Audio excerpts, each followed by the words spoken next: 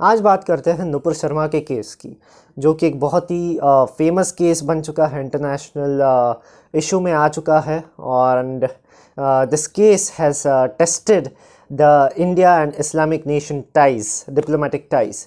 तो शुरू करते हैं। सबसे पहले होता क्या है इसका, मैं एक पूरा एनालिसिस करने वाला हूँ इस वीडियो का, ओके, इस केस का। तो सबसे पहले होता क्या है कि नुपुर शर्मा जो है वो एकदम कंट्रोवर्शियल रिमार्क्स स्टेटमेंट दे देती है प्रॉफिट मोहम्मद के ऊपर, और जो वो बोलती है, ठीक है, वो एकदम सच है, that is the truth, okay.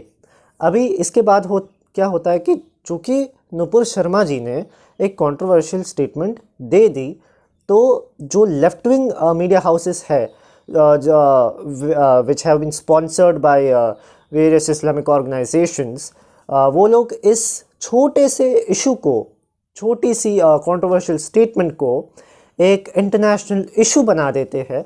और ये जो इशू है वो सऊदी अरब, ईरान और वगैरह वगैरह देशों में, इस्लामिक नेशंस में चर्चा में आ जाता है। और इसके पश्चात क्या होता है, अब जो कि ये केस एक इंटरनेशनल इशू बन चुका है, तो ईरान, सऊदी अरेबिया और यूएई और कतार जैसी कंट्रीज़ ने इंडिया के जो एनवॉइस हैं उनकी कंट्रीज़ में, जो इंडिया को रिप्रेजेंट करते हैं, उन सारे एनवॉइस को समन करा, ठीक है। तो ये एक परीक्षा थी इंडिया के लिए। अभी तीसरी बात, बाद में क्या होता है, अभी लेफ्टिस्ट ने क्या कर दिया, इसको एक इंटरनेशनल इशू बना दिया, इंडिया का एनवॉइस समन हो गए। अब रोल आता है द गवर्नमेंट ऑफ इंडिया का और एक्सटर्नल अफेयर्स का, मिनिस्ट्री ऑफ एक्सटर्नल अफेयर्स का आई शुड से। अब ये जान के कि ये जो केस है, ये जो इशू है, वो इंटरनेशनल इशू बन चुका है और ये इंडिया के डिप्लोमेटिक टाइज़ में मुसीबत ला सकता है, इंडिया और इस्लामिक नेशंस के टाइज़ में मुसीबत ला सकता है, तो इंडिया ने, द गवर्नमेंट ऑफ इंडिया ने नुपुर शर्मा को सस्पेंड कर दिया इंटरनेशनल कम्युनिटी को दिखाने के लिए, यानी कि डिप्लोमेसी है तो सस्पेंड करना आवश्यक था। और ये मैं कहता हूँ, मैं खुद समझता हूँ कि ये डिसीजन सरकार का बहुत ही अच्छा था कि सस्पेंड कर दिया। मेरे पर्सनल व्यूज़ अलग है, मैं नुपुर शर्मा के साथ एग्री करता हूँ जो उन्होंने स्टेटमेंट दी, लेकिन मैं ये भी कहता हूँ कि ये नुपुर शर्मा ने भूल भी की थी, क्योंकि इतना कंट्रोवर्शियल स्टेटमेंट पब्लिकली देने की कोई ज़रूरत नहीं थी। आई थिंक उनके व्यूज़ वो अपने अंदर ही रखती तो चलता। और टीवी लाइव जब सब देख रहे होते हैं आपको लाइव, तो ये इट डजंट लुक गुड कि public statement openly they they, it doesn't look good. तो इंडिया ने नुपुर शर्मा और एक और स्पोक्स पर्सन को सस्पेंड कर दिया।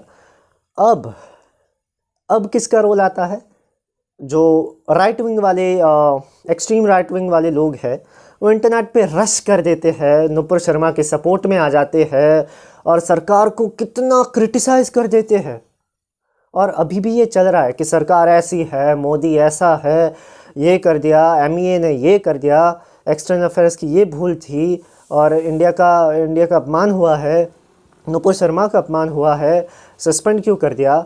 देखिए भैया, मैं ये कहता हूँ कि चूँकि ये इशू इंटरनेशनल इशू बन गया था, तो आपका कोई अधिकार नहीं है कि आप इसमें कोई स्टेटमेंट दे, क्योंकि आप क्या है, हिंदुत्ववादी बोलेंगे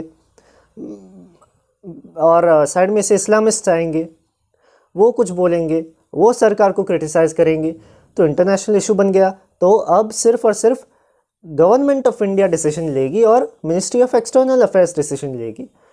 आप कोई नहीं होते किसी को क्रिटिसाइज़ करने वाले, जब ये एक इंटरनेशनल इशू बन गया है, because you don't understand diplomacy, right. आपके कोई भी स्टेटमेंट दे, सरकार को कोई फ़र्क नहीं पड़ने वाला। नुपुर शर्मा सस्पेंड हो गए, ठीक है, और एकदम रिस्पेक्टफुली हुए हैं। नुपुर शर्मा ने अपोलोजाइज़ भी कर दिया है। अब इंडिया ने, आई शुड से कि इंडिया हैज़ इंडिया ने बहुत अच्छी तरीके से इस केस को हैंडल करा है, क्वाइट ईजिली, कि सऊदी अरेब और काफ़ी सारे दूसरे इस्लामिक कंट्रीज़ है, वो भी सेटिस्फाई हो गए हैं इंडिया के स्टैंड से, they are happy, and India has quite well handled this situation, okay. तो जी, तो कल अरिंदम बख्शी सर, जो कि एमईए के स्पोक्स पर्सन हैं, उन्होंने भी इस केस पे स्टेटमेंट दे दी और उन्होंने भी कहा कि भैया गवर्नमेंट ऑफ इंडिया का टोटली अगेंस्ट व्यू है नुपुर शर्मा के। नुपुर शर्मा के व्यूज़ उनके पर्सनल व्यूज़ है और गवर्नमेंट ऑफ इंडिया उनके साथ एग्री नहीं करती और ये डिप्लोमेसी कहलाती है।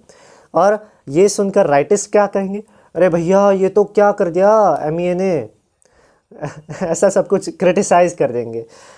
ठीक है, तो इसमें थोड़ा डिप्लोमेटिक रहना ज़रूरी है, मेरा ऐसा ही है। और एमईए ने ओआईसी, जो कि एक इस्लामिक ऑर्गेनाइजेशन है जिसने काफ़ी सारी कंट्रोवर्शियल स्टेटमेंट दी थी इंडिया के अगेंस्ट, उस ओआईसी को भी इस केस को बढ़ाने के लिए एमईए ने बहुत ही क्रिटिसाइज़ कर दिया है। And I support my external affairs ministry. और देखिए, इसमें रोने धोने और काफ़ी ज़ोर ज़ोर से बोलने की ज़रूरत नहीं है इंटरनेट पे। ठीक है, सब जानते हैं क्या हो रहा है। और देखिए, नुपुर शर्मा को सस्पेंड कर दिया। अभी मैं आपको एक एग्जांपल देता हूँ कि बंगाल या दिल्ली या किसी भी स्टेट में एक या दो पुलिस ऑफिसर को सस्पेंड कर देते हैं उनकी मिस्टेक की वजह से, तो उनको वापस 2-3 महीने में नौकरी मिल ही जाती है भाई, वो गरीब नहीं हो जाते, है ना। तो नुपुर शर्मा जी को भी सस्पेंड करा है, तो उनको भी 2-3, बीजेपी थोड़ी है कि उनको परमानेंटली ऐसा कर देगी, 2-3 महीने में मिल ही जाएगा, आप समझ रहे हैं ना। तो ऐसा है, तो इसमें बहुत कुछ रोने धोने की ज़रूरत नहीं है। अब लास्ट टॉपिक पे आते हैं कि इस पूरे केस में भूल किन लोगों की है। सबसे पहले तो भूल जो है मीडिया हाउसेस की है कि मीडिया हाउसेस जो है वो ऐसे सेंसिटिव इश्यूज़ को लाते ही क्यों है बीच में। और मीडिया हाउसेस आज के इंडिया में बहुत ही कॉमनल हो चुके हैं। रिलीजन्स पे ही डिबेट करते हैं मोस्टली 90%, जहाँ तक मैंने देखा है, आप भी देख रहे होंगे। और पूरे इस सेंसिटिव इशू को वो एग्जैजरेट कर देते हैं और ऐसी स्टेटमेंट्स बुलवाते हैं। अभी दूसरी भूल किसकी है? नुपुर शर्मा की। जैसे कि मैंने पहले ही बोला कि ऐसी पब्लिक स्टेटमेंट ओपनली देने की कोई ज़रूरत नहीं थी, अपने व्यूज़ अपने ही अंदर रखती वो। तीसरी भूल किसकी है? लेफ्टिस्ट की है, who are sponsored by the Islamic organisations, कि उनकी तो बहुत ज़्यादा मिस्टेक है इस केस में कि उन्होंने इस पूरे केस को इंटरनेशनलाइज कर दिया, है ना। हमारी मतलब ये केस उतना बड़ा था नहीं, कि उतना बहुत ही छोटा केस था, इसको कोई आवश्यकता नहीं थी इंटरनेशनलाइज करने की। तो ये उनकी भी भूल है। चौथी भूल किसकी है? राइटिस्ट की है। राइटिस्ट भी अरे रो रहे हैं यार, मतलब सस्पेंड कर दिया एक एमपी को, एक स्पोक्स पर्सन को, है ना। तो इसमें आप थोड़े डिप्लोमेटिक भी रहिए ना। आप सरकार को क्रिटिसाइज़ कर रहे हैं, okay, you have the right to speech, आपको कॉन्स्टिट्यूशन में अधिकार दिए हैं, लेकिन आप ट्रूथ को भी तो समझिए, आप पूरे सिचुएशन को समझिए, पूरे एक्सट्रीम क्यों हो जा रहे हैं। तो इन चारों लोगों की भूल है, मैं ऐसा समझता हूँ। तो ये थी मेरी एनालिसिस इस वीडियो में।